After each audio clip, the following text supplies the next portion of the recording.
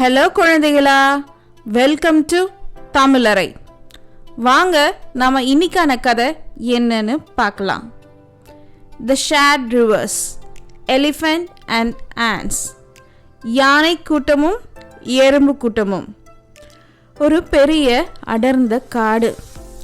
அந்த காட்டுக்கு நடுவில் ஒரு பெரிய ஆறு. அந்த ஆற்றுக்கு தண்ணி குடிக்கிறதுக்காக எல்லா வகையான அனிமல்ஸும் வரும். அங்கே எறும்பும் வரும், யானையும் வரும், சிங்கம் புலியும் வரும். எல்லா அனிமல்ஸும் அங்கே வரும். அப்படி ஒரு நாள் அங்கே ஒரு பெரிய யானை கூட்டம் அங்கே வந்து குதூகலத்தோட அந்த தண்ணியில் குதிச்சு தண்ணியெல்லாம் கலங்கடிச்சிட்டு இருந்துச்சு. அதுக்கு பக்கத்துலேயே வாழ்ந்துக்கிட்டே வந்த எறும்பு கூட்டம் எல்லாத்தையும் பார்த்துக்கிட்டே இருந்தது. எறும்பு கூட்டத்துக்கு ரொம்ப கோவம் வந்துருச்சு.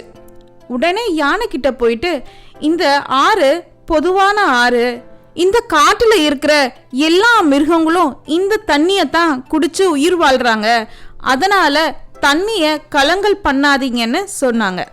அதை கேட்காம எல்லா ஆணைகளும் ஆத்து தண்ணிய கலங்கடிச்சு எறும்பு சொல்றத கேட்கவே இல்லை. இதெல்லாம் பார்த்துட்டு இருந்த எறும்புகளுக்கு ரொம்ப கோவம் வந்துருச்சு. அடுத்த நாள் எல்லா எறும்புகளும் இலைய போட்டு மாதிரி செஞ்சு அதில் ஏறி ஆற்றுல மிதக்க ஆரம்பிச்சாங்க. எப்போ போல யானை கூட்டமும் அங்கே தண்ணி குடிக்க வந்தாங்க. யானை கூட்டம் வந்து தண்ணி குடிக்க ஆரம்பிச்சதும் ஒவ்வொரு எறும்பா யானையோட துதிக்கை வழியா உள்ள போய் கடிக்க ஆரம்பிச்சிருச்சு. வலி பொறுக்க முடியாத யானைக தரகெட்டு ஓட ஆரம்பிச்சது. அப்பதான் சின்ன எறும்புகளை உதாசீனப்படுத்தினது தவறுன்னு எல்லா யானைகளுக்கும் புரிஞ்சது. காட்டுக்கு பொது சொத்தான அந்த ஆத்தை அழுக்காக்குனதுக்கு மன்னிப்பு கேட்டாங்க. ஓகே குழந்தைகளா, இந்த கதையிலேருந்து நீங்கள் என்ன தெரிஞ்சுக்கிட்டீங்க? சிறிய உயிரினங்கள் கூட பெரிய உயிரினங்களுக்கு பாடம் கற்பிக்க முடியும். ஓகே குழந்தைகளா, இந்த கதை உங்களுக்கு ரொம்ப பிடிச்சிருக்குன்னு நினைக்கிறேன். இதே மாதிரி இன்னொரு கதையில் நாளைக்கு நாம் சந்திப்போம்.